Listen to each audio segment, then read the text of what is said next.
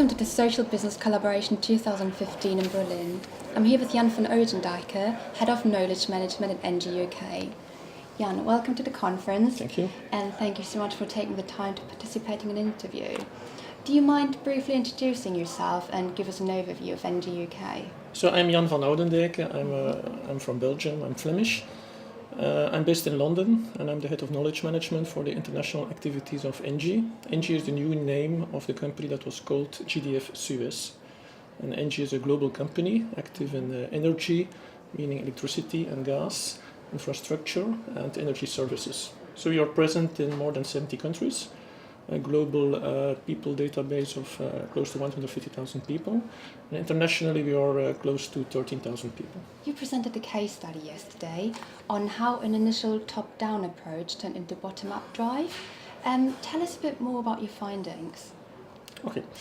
So we introduced knowledge management last year in the international business activities of the group. One of the key success factors is executive engagement. So it's very important that your top executives, they really are the strong believers of knowledge management. It helps a lot. Honestly, I had a very easy job because my bosses, I would say, are really strong believers in knowledge sharing. So you need that top-down approach to make it happen, because people look at what their bosses do. They copy behavior. If the boss is a believer, then the people think, okay, maybe better I do what the boss does, because this is important. And the opposite is true too. So executive engagement is important, top-down. You help people, you convince them, you explain, etc. But on the other hand, the whole setup, the objectives of the program, they should really answer the needs of the business, the needs of the people.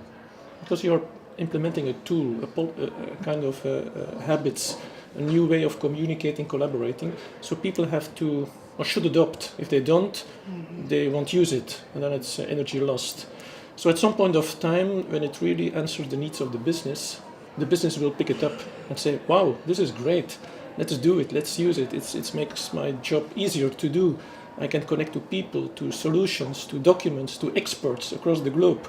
So they will take over.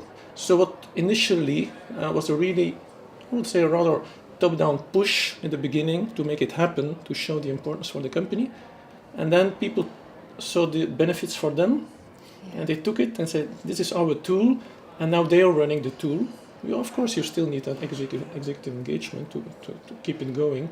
But now I see that really the bottom, the people, the field people, they take the tool and they use it, and they promote the tool amongst their colleagues. So which makes it a bit top-down, becomes bottom-up.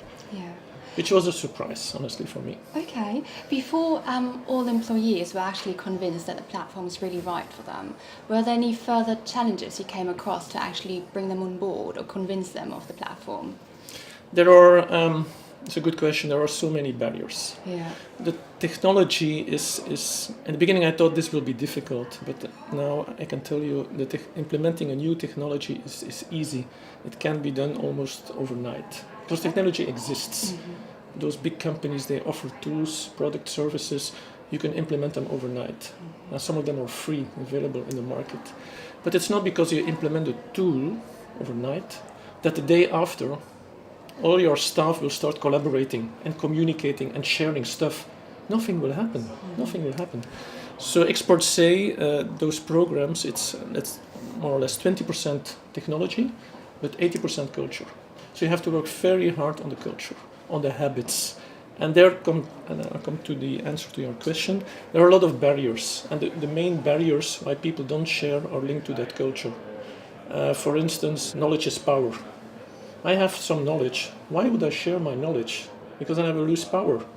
People will go to colleagues instead of coming to me, so I lose my status. Mm-hmm. Or competition in companies where you have departments competing with each other. So why would one share with another? Because then the other can take it and maybe run it themselves. A very important one is trust. Why would I share something with a guy I don't know? What will he do with my knowledge? Mm-hmm. Maybe he will abuse it. Maybe he will tell the whole world that he did it while I made it. So I don't know the person, so I won't share with him. So trust, also the role of the manager.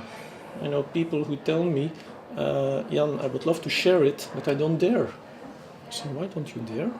Yeah, but imagine I'm in my office, I'm working on the collaboration tool in order to share something or to help a colleague, and my boss comes in, he says, what are you doing? Well, I'm sharing some stuff with a colleague overseas. Maybe the manager will say, but that's not your job. I don't pay you to solve the problem of someone else. You have to work in... So many barriers, mainly cultural driven, linked to organizational culture, personal beliefs, which make that it will take a long time till people will really adopt and say, this is part of the job.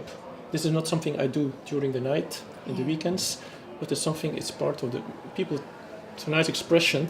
They say knowledge management is in the flow, meaning all those processes, approaches are embedded in the workflow. It's part of the job. You don't have to do something extra. Yeah. That's a big challenge. And if you were to have a look at the overall adoption process at ENGIE UK, where would you think are you as a company at the moment? Are you fairly advanced? Is there still steps you have to overcome, or where do you see yourself at the moment? Well, we started last year. Yeah. So it would be not honest to say that we achieved all the objectives.